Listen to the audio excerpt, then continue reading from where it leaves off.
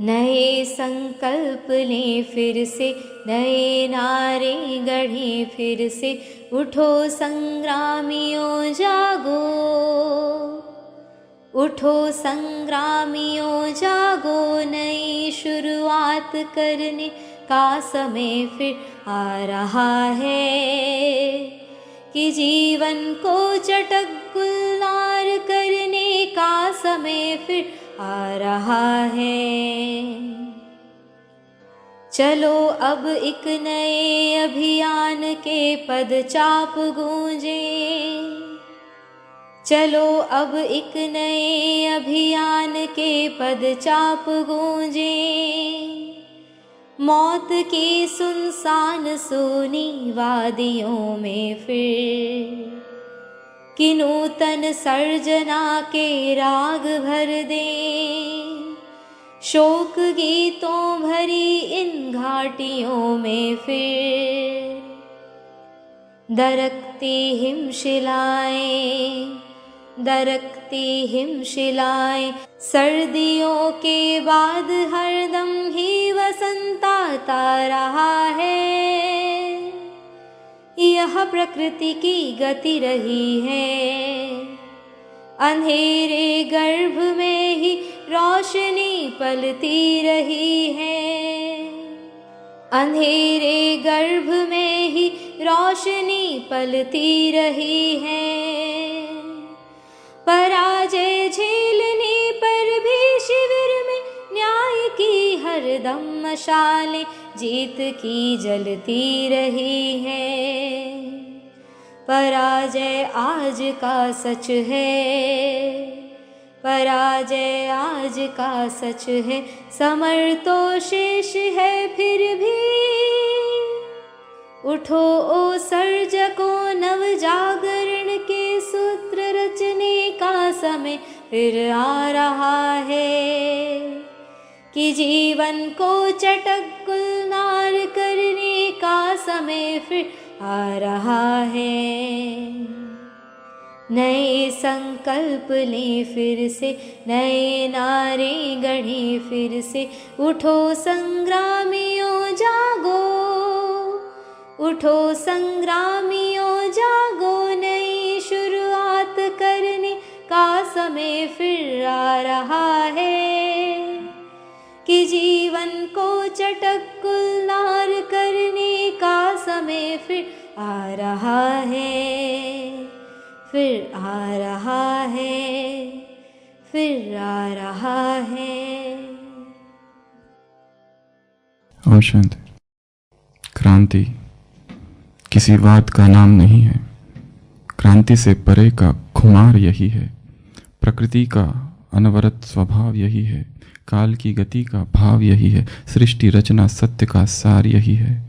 क्रांति किसी वाद का नाम नहीं है, विकास और विनाश का, चढ़ाव और उतार का, शोषण से मुक्ति का, गरीब की आह का, भूख की कराह का गीत यही है। क्रांति किसी वाद का नाम नहीं, अर्थ और अनर्थ में, न्याय और अन्याय में, धर्म और अधर्म में दिल के दर्द का संगीत यही है। क्रांति किसी वाद का नाम नहीं है। उदय हो या प्रलय हो, जीवन हो या मृत्यु हो, बंधन से मुक्ति का, सृजन की शक्ति का द्वैत यही है।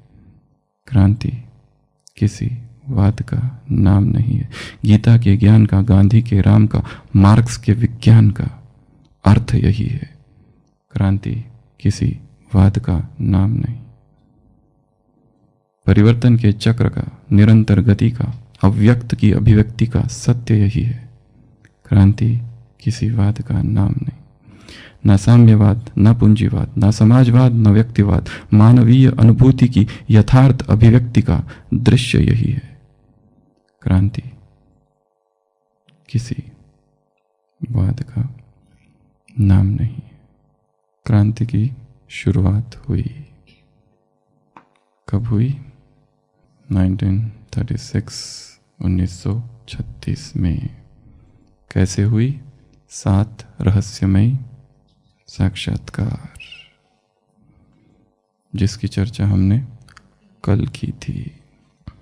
और इन साक्षात्कारों के बाद जिसको ये साक्षात्कार हुए वो व्यक्ति वैसा नहीं रहा जैसा वो पहले था। एक साधारण व्यक्ति जिसकी बचपन में माँ गुजर गई, एक साधारण व्यक्ति जिसके पिता ने भी शरीर छोड़ दिया, एक साधारण व्यक्ति जो अपने बीमार पिता को बैलगाड़ी में ले जा रहा है किसी अस्पताल और रास्ते में उसके पिता शरीर छोड़ देते। एक साधारण व्यक्ति, एक साधारण बालक जो कि बहुत मासूम है, जितना भोला है, एक साधारण बालक जो आज्ञाकारी है, गांव में नंगे पैर घूमने वाला है, एक साधारण व्यक्ति जो अपने जीवन की शुरुआत अनाज की दुकान से करता है, एक साधारण व्यक्ति जिसके हृदय में करुणा है, जो मोल भाव में इतना पक्का नहीं है, एक साधारण व्यक्ति जो और आगे बढ़ता है और कुछ ही समय में वो सब सीख लेता है जिसे सीखने के लिए शायद किसी और व्यक्ति को बहुत ज़्यादा समय लगे। एक साधारण व्यक्ति जो मुंबई जाता है, जो कलकत्ता जाता है, एक साधारण व्यक्ति जो बहुत कम समय में कहाँ से कहाँ पहुँच जाता है, लखपति करोड़पति बन जाता है। एक साधारण व्यक्ति जिसके जीवन में अनुशासन है, शील है, एक साधारण व्यक्ति जिसको अपने गुरुओं के प्रति इतना, साधु संतों के प्रति सम्मान, एक साधारण व्यक्ति जिसका एक गुरु से प्यास नहीं मिटी, ऐसी खोज थी अध्यात्म की कि एक के बाद एक कई गुरु की, एक साधारण व्यक्ति जिसे धर्म ग्रंथों से प्रेम था, एक साधारण व्यक्ति जो कहीं सफर पे जाता था तो भी अपने साथ गीता रखता था, एक साधारण व्यक्ति जो ढेर सारी तीर्थ यात्राएं करता था, एक साधारण व्यक्ति जो दान पुण्य में हमेशा आगे था, एक साधारण व्यक्ति जिसने अपने बच्चों को भी अनुशासन सिखाया, धर्म सिखाया, एक साधारण व्यक्ति जिसके पास इतने पैसे थे कि जब उसने ये सोचा कि अपने बेटे किशन की अपनी की बेटे की शादी करे तो वो ऐसी शादी होगी कि सामने वाला व्यक्ति राधिका और उसका जो भाई था उन्होंने उसकी परीक्षा लेनी चाहिए। वो भाई आश्चर्यचकित हो गया ये देखकर कि इनके पास कितना पैसा है और वो पैसा सभी मेहनत से कमाया हुआ था। तो एक साधारण व्यक्ति जिसने अपने मेहनत से इतना पैसा कमाया, एक साधारण व्यक्ति जिसने अपनी एक बेटी का विवाह ऐसा किया कि एकदम साधारण, जो कल भी कहा था मनोहर दादी ने लिखा कि जैसे देवताओं का विवाह हो रहा है। तो एक व्यक्ति जो कि अब सोच रहा है जीवन से निवृत्त होकर अध्यात्म की खोज करे और संपूर्ण रीति से अध्यात्म में डूब जाए। एक साधारण व्यक्ति जो अभी राजाओं से सम्मानित था, एक साधारण व्यक्ति जो अब 60 वर्ष का हो गया। क्या करते हैं लोग 60 वर्ष में? क्या सोचते हैं? वानप्रस्थ हो जाए। ऐसे उस समय में अचानक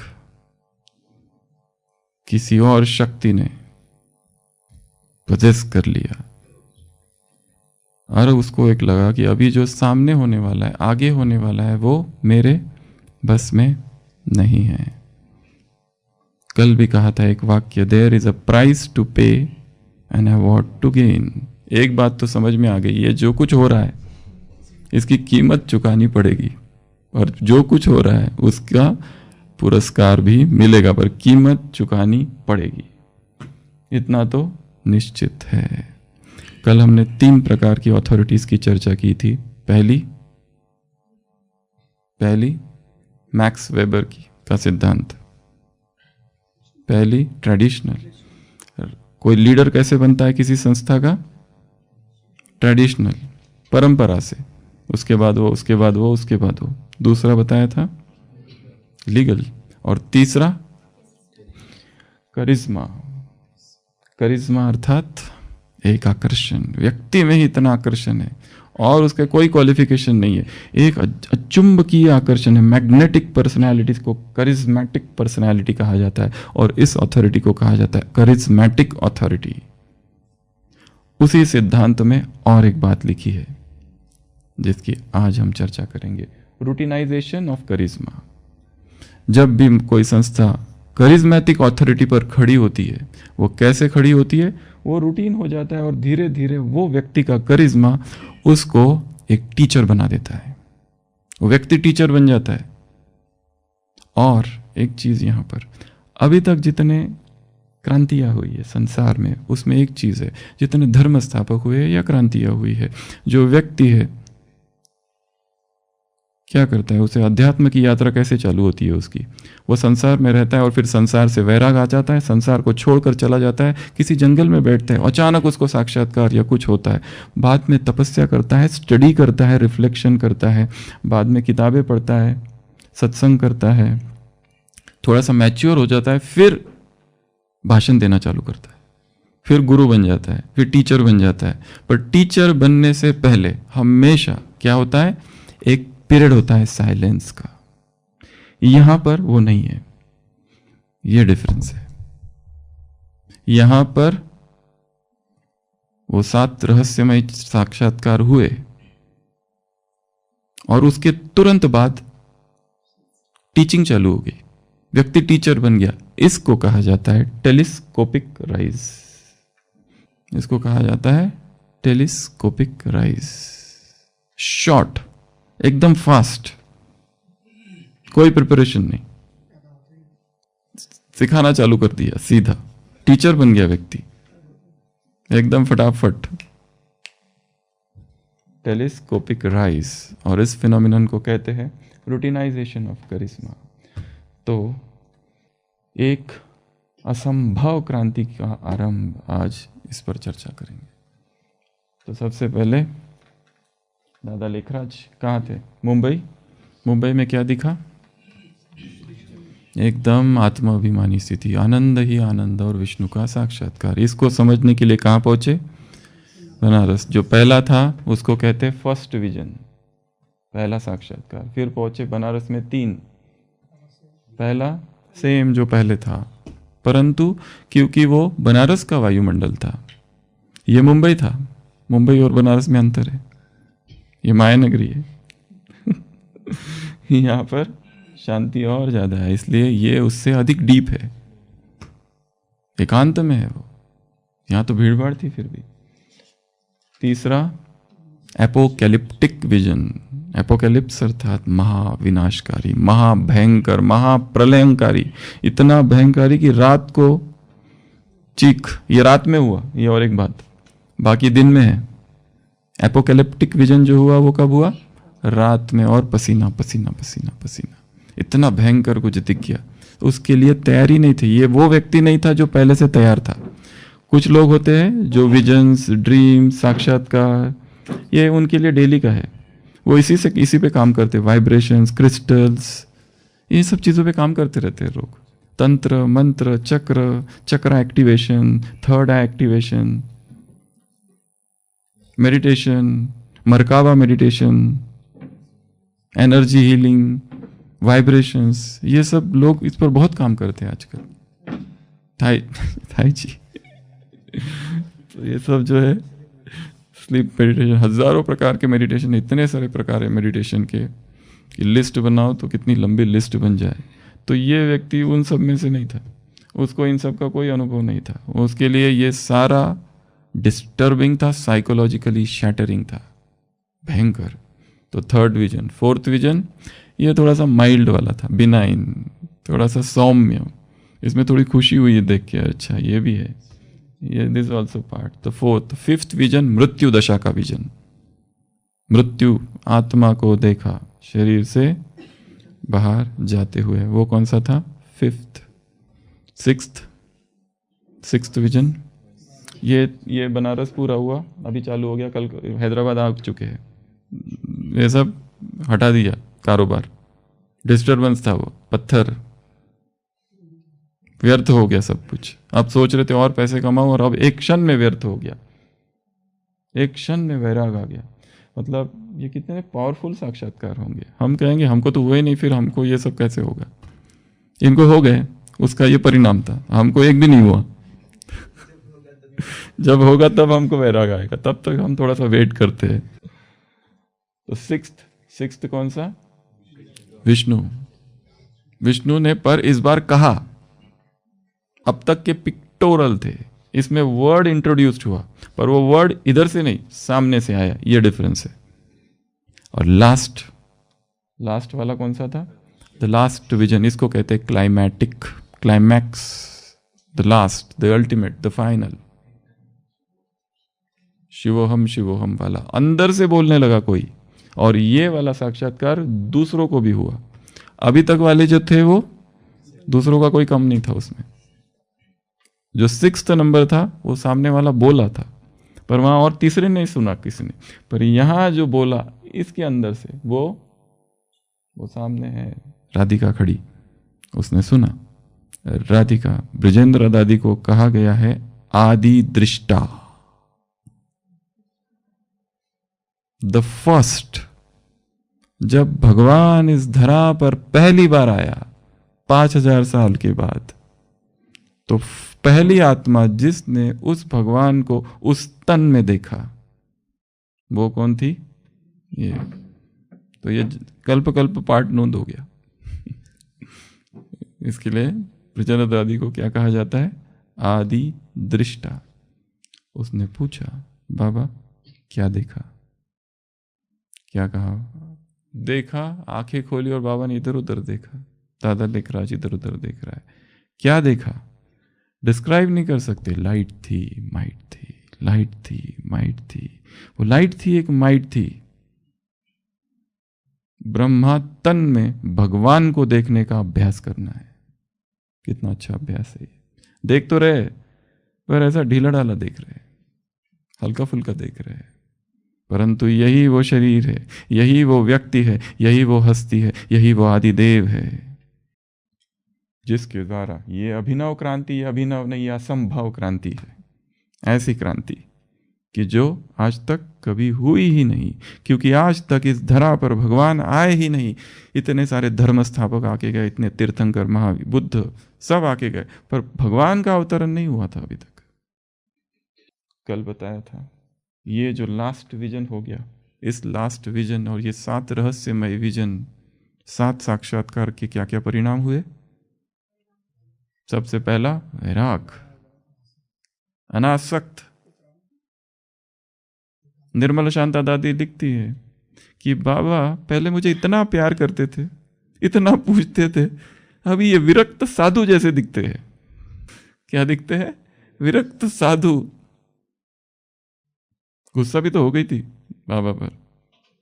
तो पहला परिणाम वैराग, दूसरा परिणाम एकांतवासी हो गए, और ज्यादा एकांतवासी हो गए। तीसरा परिणाम गीता में विश्वास और बढ़ गया। चौथा परिणाम हो गया एकांत अंतर्मुखी। और क्या हुआ? आत्मा का अभ्यास, कल बताया था ना, आत्मा का अभ्यास चालू हो गया। ये भी आत्मा, ये भी आत्मा, ये भी आत्मा। राधिका आत्मा, पहला पार्ट वहां से चालू हो गया और एकदम पक्का हो गया। और क्या हो गया? बाबा एक निराले व्यक्तित्व हो गए, पूरा सब कुछ बदल गया उनका। और क्या हो गया,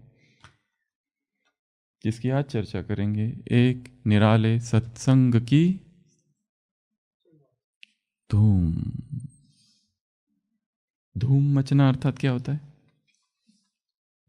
धूम अर्थात, पहले तो धूम शब्द ले लेते हैं। धूम अर्थात हलचल, कोलाहल, शोरगुल, धूम धड़ाका, वो है धूम। पर धूम मचना अर्थात प्रसिद्ध होना।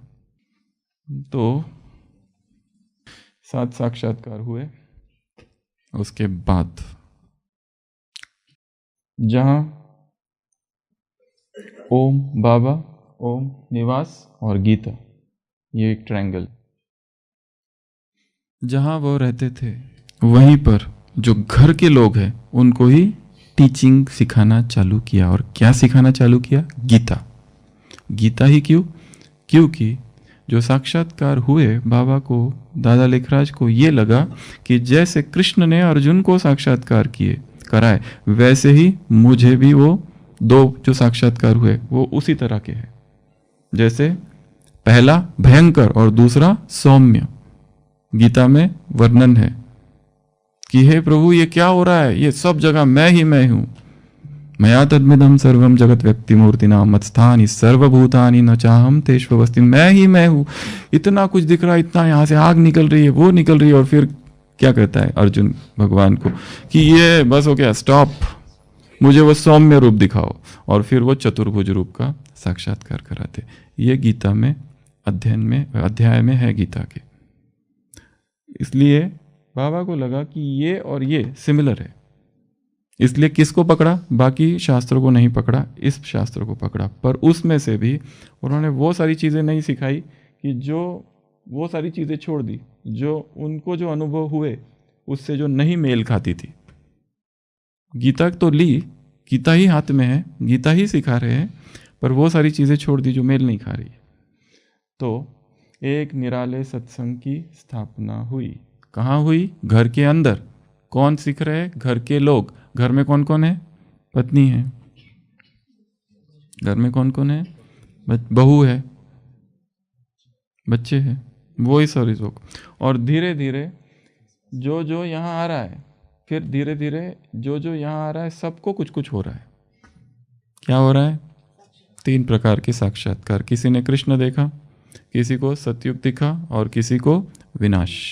ये 3 साक्षात्कार जो वहाँ आके बैठ रहा है उसको साक्षात्कार हो गया। और ऐसी घटना हर व्यक्ति को छिपा के नहीं रख सकता, ये फैलती है कि वहाँ जाओ। फिर धीरे धीरे मित्र संबंधी, परिवार वाले, और धीरे धीरे फिर बाहर के लोग भी आने लगे। किस लिए आने लगे? कि यहाँ कुछ तो होता है, अच्छा अच्छा दिखता है, यहाँ बस जाके बैठना होता है। वहाँ बैठो और तुरंत कृष्ण दिखता है। कौन नहीं चाहेगा? अभी भी अगर ऐसी कोई संस्था आ जाए तो शायद यहाँ वाले भी चले जाए कि वहाँ ज़रूर कुछ तो है। यहाँ तो कितना समय से है, 50 साल 20 साल हो गए, अभी तक एक साक्षात्कार नहीं हुआ। हाँ, शायद बाबा उधर आना चालू कर दिया है। जाना चाहिए, एक बार देख के तो आऊं, क्या पता है, फर्क क्या पड़ता है। और वहां जाके निश्चय हो गया, यही है, ये वही आवाज है जो उधर आती थी, अब इधर से आ रही है। वो पहला तन था, ये वो पहला रथ था, वो दूसरा, और ये तीसरा। हाँ, ये है, पक्का हो गया। वही सब कुछ हो रहा है। देखा, हमने सारा मिस किया था ना, अब इधर मिल रहा है। उधर तो लेट आए, सारा मिस हो गया, तो वो सब उधर। तो एक सत्संग की स्थापना हुई। इसमें 4 बातों की हम चर्चा करेंगे आज, जो इस सत्संग के वजह से हो गई। आज हमारी भट्टी का कितवा दिन है? 7वां दिन। नहीं, 7वां नहीं है। अच्छा, 7वां है, वो तो SFP वाला है। 15वां।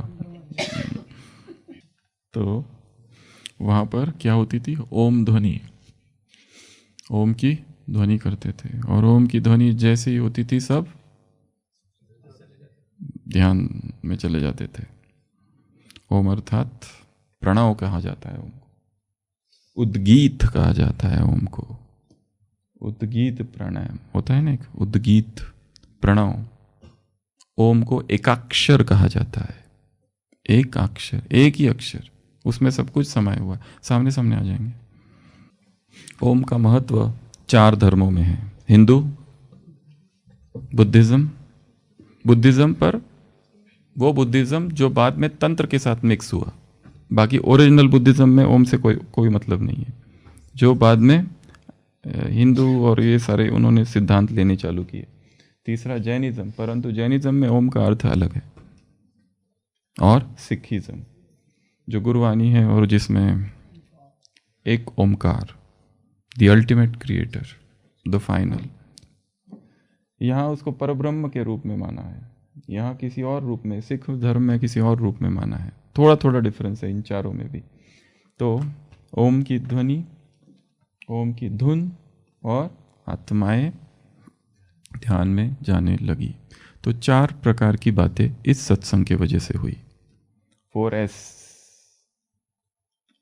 पहला, सेल्फ ट्रांसफॉर्मेशन, परिवर्तन। दूसरा, पैशन, तीसरा भोजन, पैशन अर्थात श्रृंगार, एस, स्वाद, फूड, और चौथा सेल्फ रिलायंस, आत्मनिर्भरता। ये 4 बातें हो गई। जैसे ये सत्संग चालू हुआ वैसे सबसे पहला परिवर्तन। क्या परिवर्तन हुआ? व्यक्तिगत परिवर्तन हो गए लोगों के जीवन में। 3-4 उदाहरण है यहाँ पर, सबने पढ़े हैं, सबने सुने हैं, इसके लिए ज़्यादा विस्तार में या डिटेल में नहीं बताएंगे क्योंकि किताबों में सब जगह लिखा हुआ है, पढ़ सकते हैं।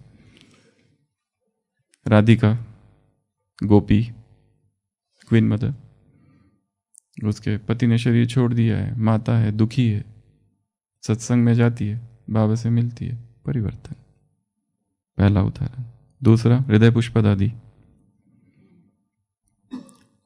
पति ने शरीर छोड़ दिया 6 मास में ही, और भाई 16-17 साल का था, उसने भी शरीर छोड़ दिया, दुखी है माता, जैसे गई परिवर्तन। बाबा से पूछा तुम कौन हो? मैं दुखी इंसान हूं, संसार कैसा है? दुख स्वरूप है। तुम कैसी हो? अशांत हो। 2 घंटा ध्यान मग्न अवस्था, 2 घंटा ध्यान मग्न समाधि की अवस्था। बाबा ने कोर्स कराया, ये सृष्टि चक्र, ये मतलब शॉर्ट में जो बताया वो, ये शरीर, ये तत्व, तुम आत्मा, ये शरीर अलग, ये आत्मा अलग। 2 घंटा बैठ गई चित्र बनाकर, फिर पूछा बताओ तुम कौन हो, कैसी हो? शांत स्वरूप आत्मा हो। कैसी आत्मा? शांत। संसार कैसा है? सुख स्वरूप। परिवर्तन 2 घंटे में। हमको कितना टाइम लग रहा है? ये 2 घंटे में हो गया काम पूरा।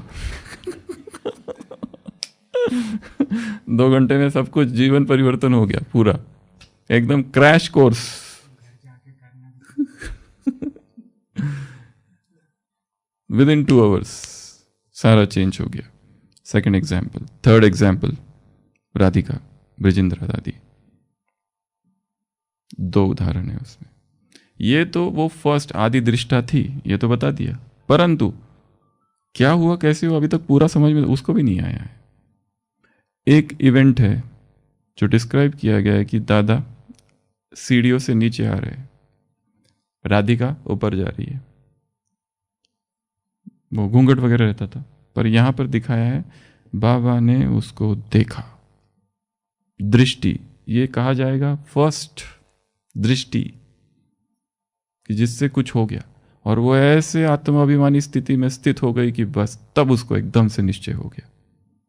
वेरी स्ट्रांग, केवल दृष्टि।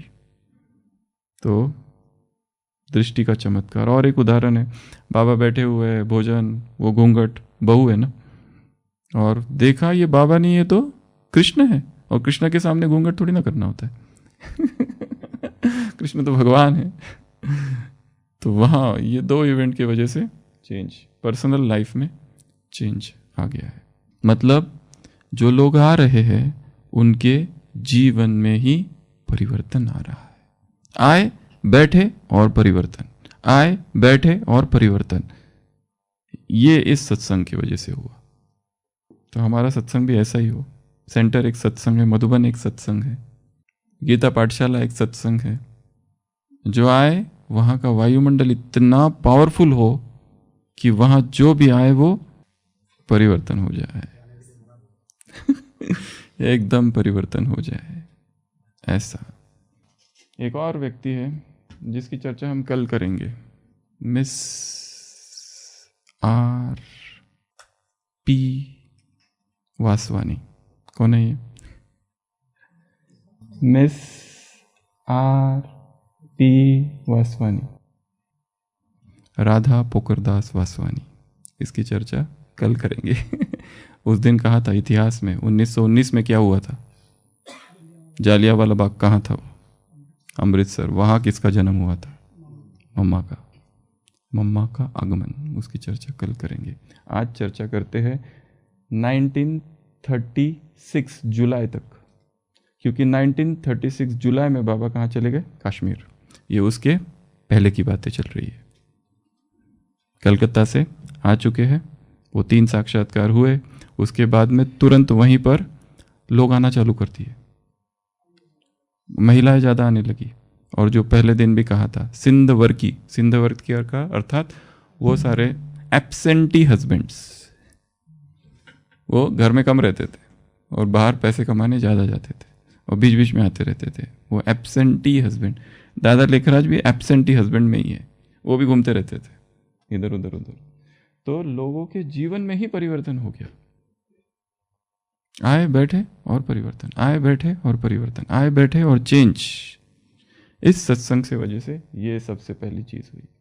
सेकंड, जैसे कहा पाश्चात्य जगत का बहुत ज्यादा परिणाम प्रभाव था, फैशन। सब बहुत कैसे थे, बहुत फैशनेबल थे।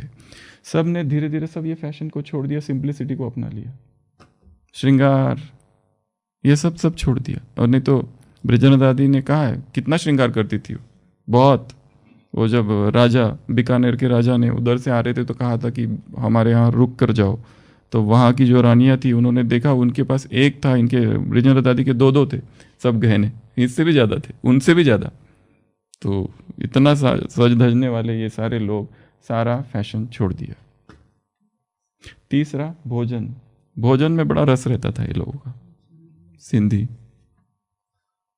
बहुत ज़्यादा, बहुत सारी वैरायटीज, रेसिपीज और क्या क्या क्या क्या। अचानक वो सब वैराग आ गया और एकदम साधा उनको पसंद आने लगा। इस पर तो हम डिटेल में डिस्कस करते हैं ये दोनों का। और तीसरा सबके यहाँ नौकर चाकर थे, खुद काम नहीं कर सकते थे। जब राधिका के भाई ने क्या शर्त रखी थी, 3 शर्त रखी थी दादा के सामने, ये 3 होगा तो मैं अपनी बहन की शादी आपके घर करूंगा। पहला, नीचे गलीचे में पैर नहीं रखनी चाहिए, जमीन पे पैर नहीं रखेगी वो, कालीन तो एकदम अच्छी वाली उस पे, एक। दूसरा, अपने हाथ से भोजन नहीं बनाएगी, खाएगी नहीं, दूसरा चाहिए। और तीसरा, गाड़ी कहीं पर भी पैदल नहीं, गाड़ी में जाएगी। बाबा के लिए बहुत ही आसान था क्योंकि सब कुछ था। तो तीसरा क्या था, किसी की भी मदद नहीं लेनी, नौकर चाकर नहीं, स्वनिर्भर, आत्मनिर्भर, सेल्फ रिलायंस। तो ये 4 चीजें हुई, वो सब उसमें आ गया। खुद ही करना है सब कुछ, खुद ही सब कुछ करना है। यहाँ तक कि किसका निर्मल बस चलाने लगी, खुद सारा सब कुछ करने लगे। तो ये लोगों ने पहले कभी किया नहीं था ये सब। पर इसके पहले और एक चीज है, इसको ध्यान से सुनना। एक दिन दुनिया की कुछ भेड़ों ने बगावत कर दी। क्या कर दिया, भेड़ थी ना, उन्होंने बगावत कर दी कि वो अब नहीं रहेगी किसी भीड़ का हिस्सा, उनको उस भीड़ में रहना ही नहीं है, बगावत कर दी। तो एक भीड़ थी, इमेजिन करो ये भीड़ है, यहाँ से कुछ भेड़ों ने बगावत कर दी और उन्होंने कहा हम इस भीड़ में नहीं रहेंगे, बहुत हो गया। बगावती भेड़े भीड़ से अलग हो गई और देखते ही देख के एक नई भीड़ बन गई। ये सब इधर आ गई, ठीक है। इसको ध्यान से सुनना, फिर कह रहे हैं। अब उस भीड़ की हर भेड़ खुद को भीड़ से अलग मानती है। अब इस भीड़, ये जो भेड़ है, ये झुंड, इस भीड़ की हर भेड़ अपने आप को हर भीड़ से अलग मानती है, या हर भीड़ से। भेड़ों की इस दुनिया में अब बगावत नहीं होती। पोएम पूरी हुई। भेड़ों की इस भीड़ में अब बगावत नहीं होती। अब यही नहीं होती तो इनके जो बाकी के आएंगे नीचे, ये वहीं पहुंच रहे हैं जहां एकदम जो पहले का समाज था। यहां भी अभी फिर से बगावत की आवश्यकता है। यहां तो बगावत हो गई थी, यहां आ गए, पर यहां बगावत करने के बाद फिर एक नई भीड़ बन गई। अब फिर से यहां बगावत की आवश्यकता है। एक अभिनव क्रांति 2022। तो सबसे पहला 4 बातों में पर्सनल ट्रांसफॉर्मेशन, खुद को बदलना। हाउ टू चेंज पर्सनैलिटी, इस पर वर्कशॉप होते हैं। लोगों कहते हैं हम भाषण देते हैं एंगर मैनेजमेंट पर, हम सब कुछ दुनिया को सिखाते, पर्सनैलिटी डेवलपमेंट पर क्लास कराते हैं, पर हमारी अपना जो पर्सनैलिटी है ना वो चेंज नहीं हो रही है। उसको कैसे चेंज करें वो बताओ कुछ। भाषण हमको सुनने नहीं है, भाषण तुमसे ज़्यादा अच्छा हम कर सकते हैं। पर्सनैलिटी कैसे बदले? पर्सनैलिटी थियरी, सिद्धांत से नहीं बदलती है, पर्सनैलिटी के लिए बड़ा गहरा मौन चाहिए, गहरा साइलेंस चाहिए, एकांत चाहिए, चिंतन चाहिए, तब बदलती है। ऊपर ऊपर ऊपर हम जो कुछ कर रहे हैं ब्राह्मण जीवन में, हमें रहना चाहिए यहाँ, हम इस परिधि पर डोल रहे, घूम रहे, सारा कुछ हमारा यहाँ चल रहा है। यहाँ सेवाएं है, हमारा सेवा केंद्र है, हमारी मुरली है, अमृत वेला है, यहाँ संबंध है, यहाँ भोजन है, यहाँ कोर्स कराना है, ये सब कुछ यहाँ डोल रहे हैं। जबकि हम अपने आप से ही इतना दूर हो चुके हैं, जो हमारा केंद्र है, केंद्रीकरण, विकेंद्रित हो गए, डिसेंटर्ड हो गए। फिर से उसी केंद्र की ओर लौट जाना, अर्थात अध्यात्म, अर्थात क्रांति। ये क्रांति बाहर नहीं करनी है, क्रांति भीतरी क्रांति है। यह आंतरिक विप्लव है, यह आंतरिक विद्रोह है। यह विद्रोह है ये सब बातों के खिलाफ कि जिसमें हम खो गए। इनकी आवश्यकता है, परंतु बाबा ने कहा है बाह्यमुखी होना है, पर अंतर्मुखी होकर। संडे की मुरली, अंतर्मुखता का रस और बोलचाल के रस में दिन रात का अंतर है, वही खो गया है। इसी को हमने सब कुछ मान लिया है, जबकि हमारा लक्ष्य यहाँ है, केंद्र है। इसको हम भूल गए और इसमें ही डोल रहे, जैसे यही सब कुछ है। सुबह से लेकर रात तक बाह्य मुक्ता, बाह्य मुक्ता, बाह्य मुक्ता।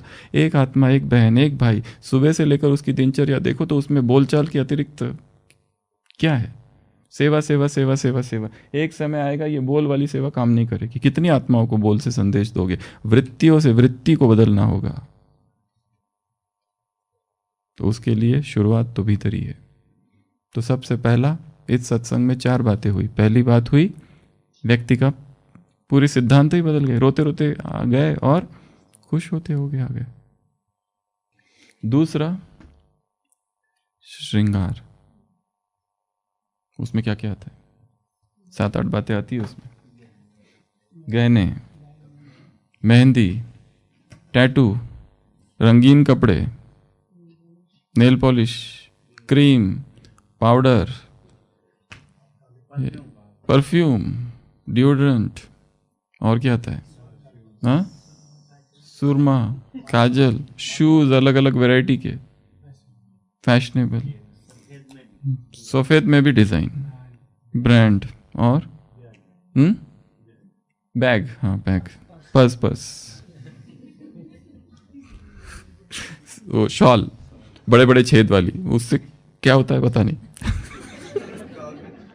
गॉगल, और क्या? लिपस्टिक तो काले बाल, और घड़ी, और बैच, और हाँ वेस्टर्न, ये विदेशी है, ये विदेश का है, सिंपल नहीं है, ये विदेश से मंगाया हुआ है। हमारे लिए भी मंगाना है अगली बार, हमेशा 2 मंगाया करो। चश्मा अलग अलग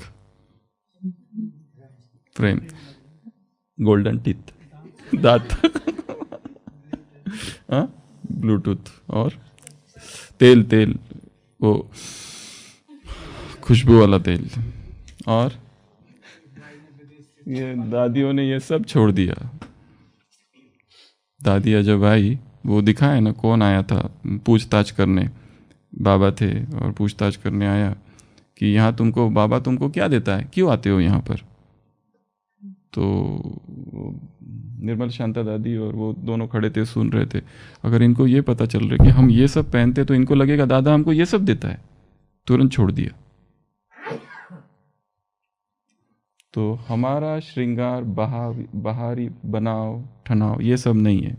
हमारा श्रृंगार है प्यूरिटी, हमारा श्रृंगार है पवित्रता, सिंप्लिसिटी।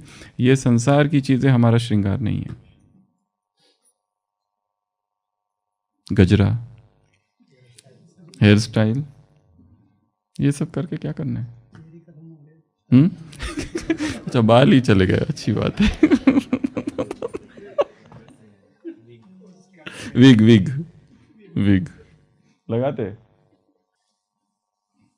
एक भाई था बीके भाई, वो पहली बार आया तो विग लगा के आया, और फिर 1 साल के बाद जब ओपीडी में आया तो एकदम ही पूरा, हम पहचान में ही नहीं, पर्ची तो वही है, नाम भी वही है। तो उसने फोटो दिखाया ये, और वो निकाल के दिखाया, फिर तब कंफर्म हो गया वही है। तो ये जो भी श्रृंगार है ये सब हमारे लिए श्रृंगार नहीं है। कुटिया में बैठो, सुबह सुबह 3 बजे कोई एक आ जाता है भाई या बहन, परफ्यूम लगाकर पूरा सुबह सुबह 3 बजे, और जैसे ही बैठे है कोई परमधाम से धड़ से नीचे गिरता है, कोई सूक्ष्म वतन से गिरता है। कौन आ गया, ये कौन आया महफिल में, जल उठी क्षमा ये कौन आया, कौन, देखते मुड़ मुड़ के कौन आके बैठा है पीछे। हाँ? अगरबत्ती खुशबू वाली एकदम पूरा नासपुटों में घुस जाता है उसका सुगंध। सेंटर अर्थात आश्रम, नॉट 5 स्टार होटल। आश्रम कैसा होता है और 5 स्टार होटल कैसा होता है? सिंपल होता है, मिनिमलिस्टिक लिविंग इसको कहते हैं। मिनिमल, कम से कम चीजें हो वहां पर। ये सारा, ये सब जो है वो लोग, वो याद रहता है लोगों को, बाकी चीज भूल जाते हैं। मधुबन आए, यहाँ घुमा हो गया, क्या याद रहा? वो भोग के ऊपर का कपड़ा जो है ना, वो कहाँ मिलता है, वो चाहिए। बाकी इधर ज्ञान जो सुनाया वो गया, ध्यान क्या गया, ये पर्दों पर। वो फ्लावर पॉट वो बहुत बढ़िया। हाँ, ये सोफा ऐसा ही वाला चाहिए, यही ले जाओ।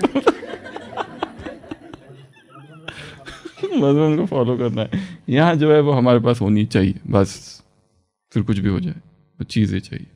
चीज़ें, वस्तुएं, ये सब से भटकती है बुद्धि।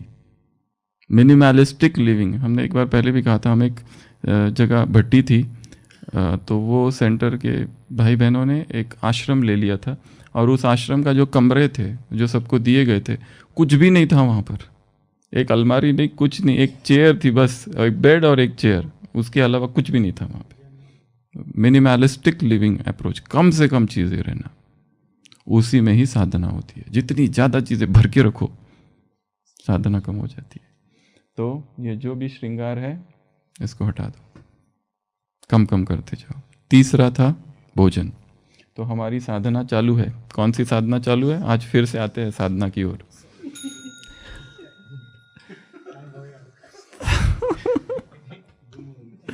SFV, solid food vacation. कितना दिन? 100 दिनों की ये साधना है। आज का दिन कितना है? 7वां दिन। आशा है सब लोग कर रहे हैं। ये साधना कठिन है, परंतु धीरे धीरे ये साधना सहज बनती जाएगी, और धीरे धीरे जितना इसको करते जाओगे इसमें आनंद आते जाएगा। और फिर वो जो पुराना जो वो ये था अब तक का पैटर्न माइंड में, उसकी तरफ जाने की इच्छा नहीं होगी, क्योंकि इसमें जो हल्कापन आ रहा है वो बहुत ज़्यादा है, जिसमें चबाना बंद, केवल रसाहार, केवल पीना, बस उसमें उतार चढ़ाव आएंगे। उसमें और दूसरी चीज़ कह रहे हैं, हम भोजन खा रहे हैं या पी रहे हैं इसलिए नहीं कि मुझे भूख लगती है या मुझे खाना है, इसलिए कि मुझे अपने शरीर के साथ जेंटल रहना है, इसके लिए कि मुझे इस शरीर को बहुत अच्छा रखना है, इसको चलाना है, इसको स्वस्थ रखना है, उसको हेल्दी रखना है। अब तक जो जो इसको खिलाया और जितना खिलाया वो सबसे ये बीमार ही पड़ा है। अब उसको उसी मात्रा में देना है। और कभी ऐसा हो गया कि बिल्कुल भी कंट्रोल ही नहीं हो रहा है तो सरेंडर कर दो फिर, पर बड़ा प्यार से खाना। फिर उस समय एकदम ही लग रहा है ये बहुत हो गया, अभी कितना दिनों से कुछ चबाया ही नहीं, खाली पीना चालू है, मज़ा नहीं आ रहा है जीवन में, तो उस समय फिर लास्ट ऐसी एकदम बिल्कुल लास्ट अवस्था, जैसे मतलब मरनासन्न हो गया एकदम मौरीबंड, कि उस समय फिर अपने आप को सरेंडर कर दो, खा लो भाई उस दिन, ठीक है। इतना अपने साथ अत्याचार नहीं करना है, आत्मपीड़न नहीं करना है इसमें। परंतु ये साधना है सॉलिड फूड वैकेशन की, ये साधना है अपने आप को रसाहार में कन्वर्ट करने की। क्योंकि ये प्रोसेस हम क्यों कर रहे हैं? क्योंकि इसके पीछे बहुत सूक्ष्म कारण है। इसलिए नहीं कि हम स्वस्थ हो जाए, इसलिए नहीं कि हमको डिटॉक्स हो जाए, इसलिए नहीं कि कोई बीमारी से छूट जाए, ये तीनों तो बहुत छोटे कारण है। ये साधना, भोजन परिवर्तन होते ही व्यक्तित्व परिवर्तन होता है, भोजन परिवर्तन होते ही विचारधारा परिवर्तन होने लगती है, भोजन परिवर्तन होते ही सीधा सबकॉन्शियस माइंड पर वो आक्रमण है, वहाँ आक्रमण कर रहे हैं। मन की जो स्वभाव है आसक्ति का, वो सब टूटने लगता है, कुछ कुछ और याद आने लगती है। फूड की मेमोरी होती है, food is information, food is memory, वो स्टोर्ड है, वो सब उभरने लगती है। जैसे कहा ना, जैसे भोजन बदलता है पुराने दोस्त नहीं रहेंगे, गर्लफ्रेंड बॉयफ्रेंड चेंज हो जाते हैं। भोजन, वो आप उस व्यक्ति के साथ नहीं रह सकते क्योंकि अभी उसका भोजन अलग है, हमारा अलग है। दुश्मन तो नहीं कहेंगे, परंतु हम अपने आप ऊपर ऊपर उठने लगते हैं। हमारी जो फ्रीक्वेंसी है वो higher higher higher higher higher होने लगती है।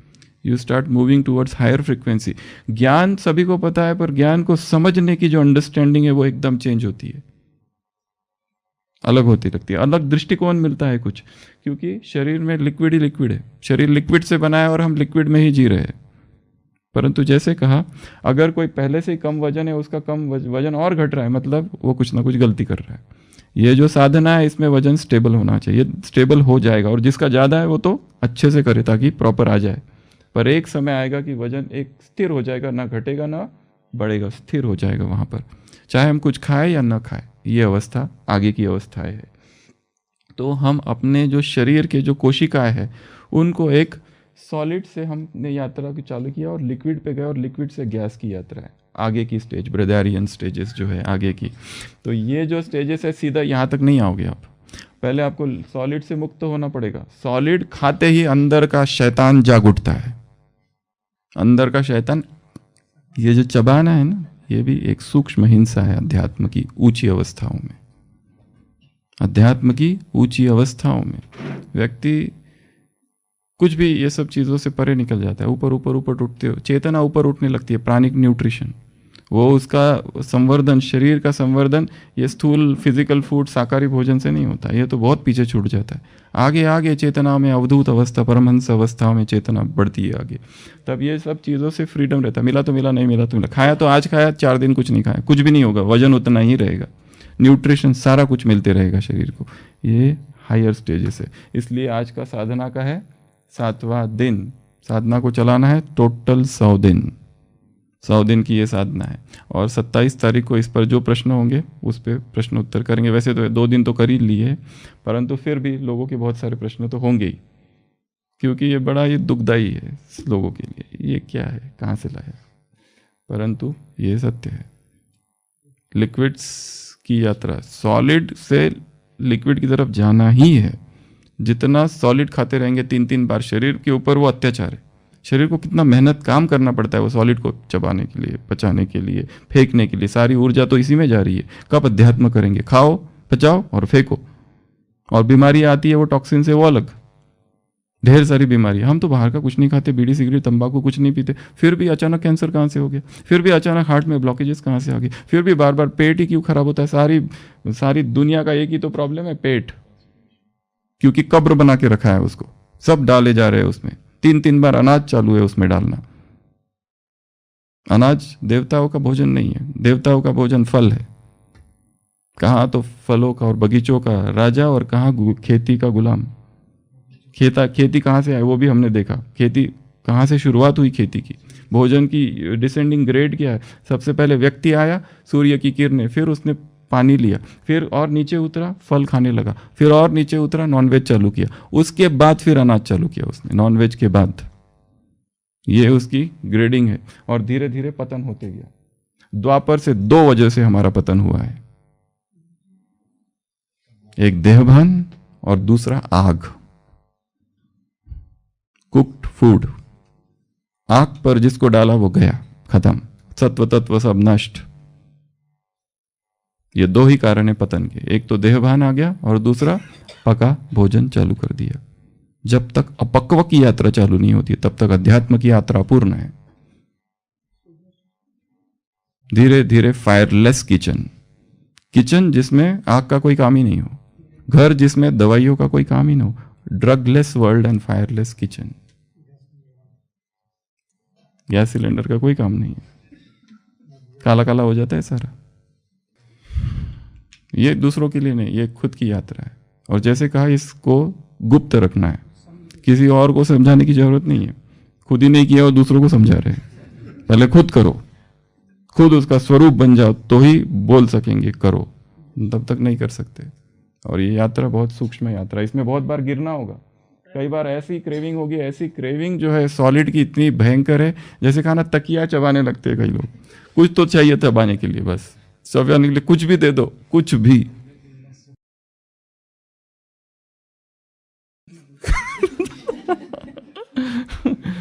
तो भोजन, तो ये यात्रा चालू रखनी है। अगर गिर गए बीच में, एक दो बार गिरे, फिर से खड़े हो जाओ। वो गिरना नहीं है वास्तव में, वो भी एक सीखना है। हर चीज़ सीखते सीखते जाओ, पर धीरे धीरे भोजन को धीरे धीरे हल्का हल्का कर दे जाओ। सॉलिड तो 3 बार बिल्कुल भी नहीं लेना है। जो को 3 बार है वो 2 बार कर दो, तो 2 बार है वो 1 बार कर दो। बाकी सारा टाइम लिक्विड लिक्विड लिक्विड, कभी लिक्विड्स, कभी नारियल पानी, कभी वाटर, तो कभी जूसेस, तो कभी सूप, तो कभी स्मूदीज। ये 4 कैटेगरीज में हमने इस साधना को डिवाइड किया है। ठीक है, तो ये है भेड़ों का जो झुंड था ना, उसमें क्रांति। ठीक है, और लास्ट क्या था? चौथा नंबर क्या था? आत्मनिर्भरता। इसका हाथ पकड़ के चलूं, उसका हाथ पकड़ के चलूं, छोड़ो सारों का हाथ, खुद चलो। कितनी हमने दादियों को देखा है, दादी को ऐसा करते, ए हट, ऐसे करते थे। मैं खुद चलूंगा, कुछ नहीं, कोई नहीं चाहिए मुझे। कितनी पुष्पाल दादी, कितनी सारी दादियों को हमने देखा, कोई नहीं चाहिए, खुद चलेंगी। ऐसी आत्मनिर्भर, इससे सेवा, मेरे लिए जरा ये करती ना, मेरे लिए जरा वो कर देना, जरा ये, तो ये कटोरी वहाँ, ये बैग उधर रख देना, ये एक सेवाधारी रख लो। इधर का उधर रखना है तो क्यों चाहिए? आत्मनिर्भर, अपने काम खुद करने, सारे काम जो करना है खुद करो। किसी से बीमार क्या पड़ गया कि बस ऑपरेशन हो गया, ऑपरेशन होके 1 महीना हो गया, फिर भी अभी किसी का हाथ पकड़ पकड़ के चल रहे, क्यों चाहिए? आत्मनिर्भर, वॉक अलोन। चलना पैरों से थोड़ी ना होता है, दिमाग से चलना होता है, टांगों से थोड़ी ना चलता है कोई। फिर सब कुछ अपना काम खुद करते हैं, फिर कैसे करते हैं वो?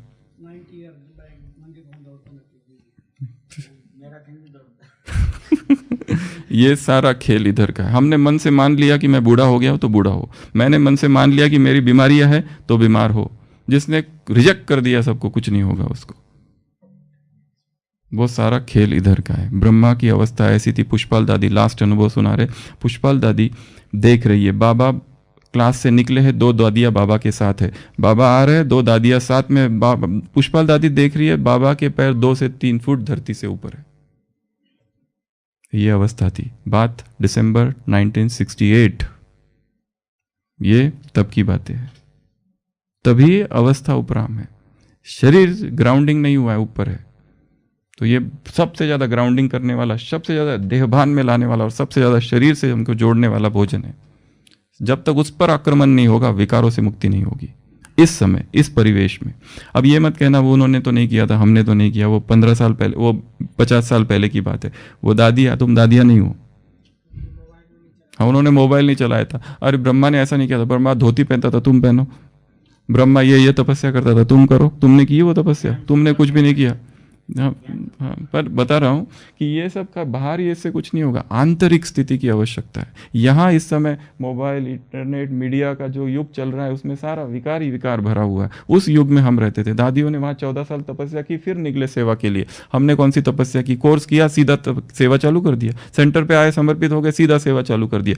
14 दिन भी नहीं बैठा होगा कोई तो, एकांत और मौन में, और सीधा तपस्या चालू कर दी। पहले ये करो और फिर कहना कि उनके, जब उन्होंने तो नहीं किया था, उनको जरूरत ही नहीं थी ये सब करने की। वो परिपक्व आत्माएं थी, वो जन्म जन्म से तपस्या करके अनटच प्यूरिटी वाली आत्माएं थी। अखंड ब्रह्मचर्य लेकर आई थी। जन्म जन्म से पता नहीं कितने जन्म उनके पवित्र बिताए होंगे उन्होंने। हमारे इसी जन्म में ही कितनी अपवित्रता है, छोड़ो उसको, ब्राह्मण बनने के बाद ही कितनी अपवित्रता है। और फिर हम कहते हैं हम ये क्यों करें, उन्होंने नहीं किया था। Stop the nonsense. एक ही पुरुषार्थ है, भोजन। ओम शांति।